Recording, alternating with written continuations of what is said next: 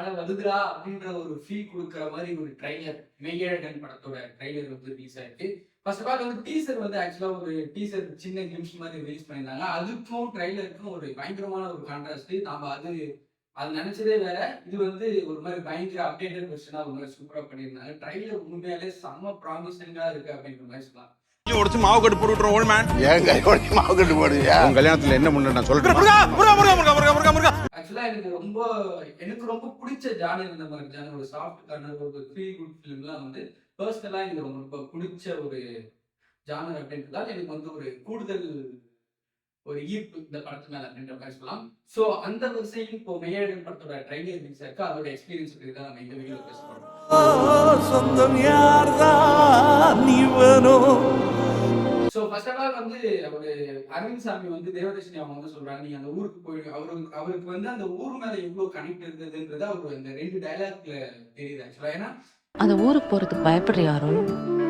உனக்கு அந்த ஊரு வீடு இதெல்லாம் எவ்வளவு பிடிக்கும்னு எனக்கு தெரியும்.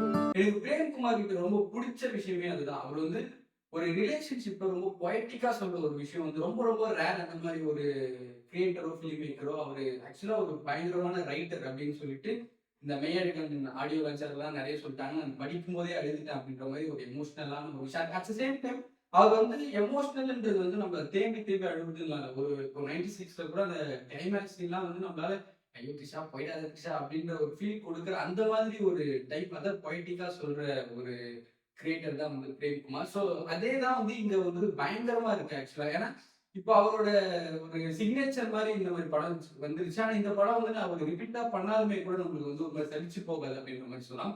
ஸோ அதுல வந்து சொல்றாங்க, அந்த ஊருக்கு போனாலே நீ அழுதுக்குற அப்படின்னு சொல்லிட்டு பயப்படுறேன், ஏன் போறதுக்கே பயப்படுற அப்படின்ற மாதிரிலாம் கேட்கிற அந்த ஒரு விஷயம்.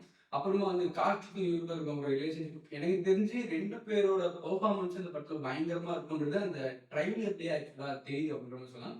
இவரு கார்த்தி உண்மையில ஆட்ஸ் ஆஃப் அவர் என்ன மாதிரி பெர்ஃபார்மர் உண்மையிலே சான்ஸ் இல்லை. அவரால் எந்த ஒரு வேர்ல்டாலையும் அவரால் அப்படியே வந்து அடாப்ட் ஆக முடியுதுலாம் ஒரு மாதிரி சான்ஸ் இல்லை. நீங்க ட்ரைலரை பார்த்தோம்னா சின்ன சின்ன நுவான்சஸ் அந்த ரொம்ப அந்த லைஃப் சவுண்டுக்கு ஏற்ற மாதிரி ரொம்ப கேஷுவலா அந்த ஊருக்காரர் மாதிரியே பண்ற அந்த ஒரு விஷயம் அந்த பேசுற ஒரு விஷயம்லாம் ஒரு மாதிரி பயங்கரமாவே இருந்துச்சு அப்படின்ற ஒரு விஷயம். உண்மையிலே செம்ம ஆக்டிங். அவரு ஒரு இடத்துல லிட்டரலா வந்து போன் பேசிட்டு ஒரு நிமிஷம் சொல்லிட்டு அழுகுற சீக்வன்ஸ்ல நமக்கு ட்ரைலர் பார்க்கும்போது நம்மளுக்கு ஒரு மாதிரி என்னடா இது அப்படின்ற ஒரு ஃபீல் கொடுக்குது அப்படின்ற மாதிரி சொல்லலாம்.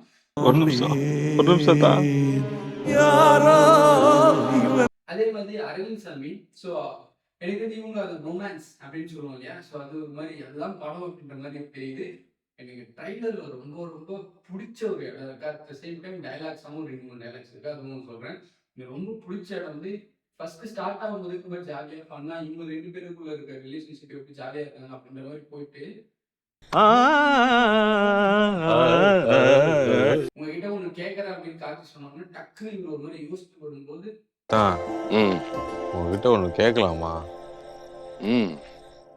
ஒரு சாங் வருது, யாரோ இவன் யாரோ அப்படின்னு சொல்லிட்டு கமல் வாய்ஸ்ல அது வரைக்குமே ஜாலியா போயிட்டு இருந்த அந்த ட்ரைலரு இந்த செகண்ட்ல அப்படியே ஒரு மாதிரி நம்மள ஃபீஸ் பண்ணிடுது, என்னடா நடக்குது அப்படின்ற மாதிரி.